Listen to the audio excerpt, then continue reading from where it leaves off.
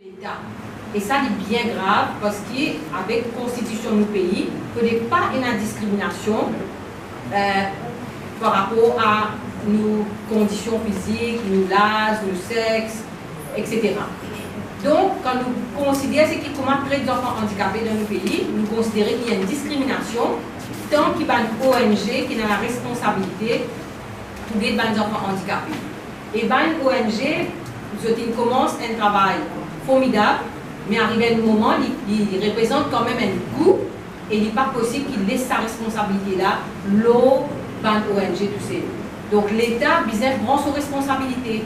Et c'est pour ça que la CTSP, dans ce dernière proposition budgétaire depuis les derniers 4 ans jusqu'à 2018, pas fini à annoncer que le gouvernement est capable de venir avec un body, un regulatory body, comment nous dire, qui prend compte qui peut passer quand l'État donne l'argent, bien modique pour le cas des autres. Par exemple, l'État préconise 10 000 roupies et quelques pour un professeur qui occupe des enfants handicapés. C'est non rien du tout.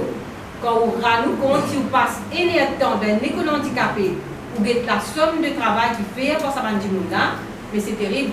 Nous-mêmes, moi, je ne peux pas passer plus qu'un temps dans l'école parce que ce n'est pas une vocation.